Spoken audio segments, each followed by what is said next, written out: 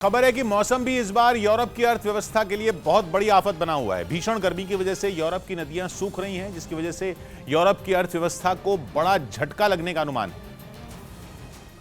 क्योंकि इन नदियों से यूरोप को कारोबार का बड़ा नुकसान हो रहा है। पहले ही यूक्रेन की जंग के कारण समुद्र के रूट ठप पड़े हैं। ऊपर से नदियों में पानी सूखने की वजह से यूरोप के अलग अलग देशों में होने वाला कारोबार भी ठप पड़ रहा है। इस बार यूरोप में गर्मी पिछले कई साल का रिकॉर्ड तोड़ रही है, जिसका सीधा असर वहां की नदियों पर हो रहा है, जिनमें पानी सूखता जा रहा है। सर्दियां तो यूरोप के लिए पहले से टेंशन बढ़ाने वाली हैं, क्योंकि गैस की किल्लत की वजह से लोगों के लिए ठंड का मुकाबला करना मुश्किल होने वाला है। ऊपर से गर्मियों का टॉर्चर भी अर्थव्यवस्था को झटका देने वाला साबित हो रहा है। खासतौर पर राइन नदी और डेन्यूब नदी यूरोप की बड़ी बड़ी अर्थव्यवस्थाओं को झटका दे रही हैं। राइन नदी में पानी कम होने की वजह से यूरोप की सबसे बड़ी अर्थव्यवस्था जर्मनी की हालत खराब हो रही है, और पहले से बेहाल जर्मनी के उद्योग धंधों के लिए माल एक जगह। चंदन उगाएंगे तो चोर आएंगे, बेच नहीं सकते, ये सोचकर आप चिंतित हो क्या? अगर 130 करोड़ में चंदन उगाने वाले आपको सिखाएं तो देरी क्यों? फ्रीडम ऐप को अभी डाउनलोड करें। से दूसरी जगह तक पहुंचाना मुश्किल हो रहा है।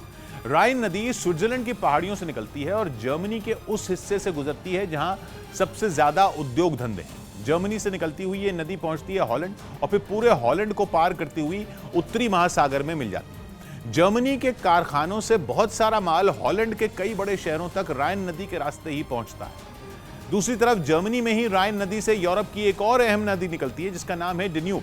ये नदी यूरोप के 10 देशों से होकर गुजरती है। जर्मनी के अलावा Austria, Slovakia, Hungary, Croatia, Serbia, Bulgaria, Romania, Moldova और यूक्रेन यूरोप की सबसे बड़ी नदियों में एक है डेन्यूब। और इतने देशों से होकर गुजरने वाली ये नदी काला सागर में मिल जाती है। मतलब अगर काला सागर से उत्तरी सागर तक पहुंचना हो तो इन दोनों नदियों के जरिए पहुंचा जा सकता है। इसके अलावा इंग्लैंड और स्कॉटलैंड समेत 9 देश ऐसे हैं जिनकी सीमाएं उत्तरी सागर से लगती हैं। सीधा मतलब है कि राइन और डेन्यूब नदियों के जरिए 1.5 दर्जन देशों के बीच कारोबार होता रहा है। बड़े बड़े जहाज यूरोप के कारोबार के पहिए बनकर इन नदियों के बीच चलते रहे हैं। लेकिन इस बार जब जंग से यूरोप बेहाल हुआ तो कुदरत ने नदियों की भी हालत खराब कर दी। नदियों में पानी इतना कम है कि जहाज पूरा माल लाद कर पानी में उतर ही नहीं सकते। जहाज में जितना ज्यादा माल लादा जाता है, जहाज को उतने ही ज्यादा पानी की जरूरत होती है। जहाज का जितना बोझ बढ़ता है, वो बोझ उसे उतना ही पानी में नीचे झुका देता है।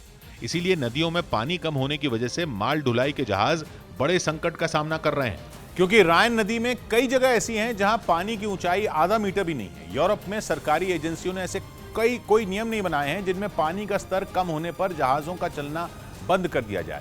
इसलिए यूरोप की ट्रांसपोर्ट कंपनियां जहाज तो अब भी चला रही हैं, लेकिन उनमें माल 1/4 से ज्यादा नहीं लादा जा रहा। यानी जो जहाज पहले 400 किलो माल अपने साथ ले जाया करते थे, वो अब केवल 100 किलो माल के साथ ही सफर कर पा रहे हैं। इसका असर यह है कि कारखानों में बन रहा माल ग्राहकों तक पहुंच ही नहीं पा रहा, क्योंकि माल ढुलाई 1/4 ही हो रही है।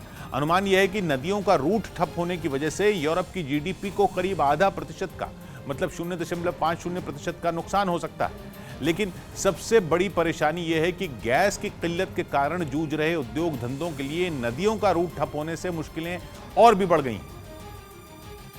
ऊपर से माल ढुलाई महंगी भी हो रही है। माल ढुलाई की कीमत 4 गुना बढ़ने की वजह से महंगाई भी आसमान छू रही है, जबकि यूरोप के ज्यादातर देशों में पहले ही महंगाई दर दशकों का रिकॉर्ड तोड़ चुकी है। ट्रांसपोर्टर महंगी ढुलाई का बोझ कारखानों पर डाल रहे हैं और कारखानों का बोझ ये सीधा ग्राहकों पर। बड़ी टेंशन यह है कि नदियों के इसी रूट पर यूरोप का रेस्क्यू प्लान भी टिका था, क्योंकि जर्मनी समेत यूरोप के कई देशों की योजना कोयले से चलने वाले बिजली के कारखाने शुरू करने की थी। लेकिन लाचारी यह है कि उनके पास कोयला भी नहीं है। बिजली पैदा करने के लिए कोयला भी नदियों के इसी रूट से जर्मनी में पहुंचने वाला था। अब नदियों में पानी नहीं है तो कोयले की ढुलाई भी होना मुश्किल हो रही है।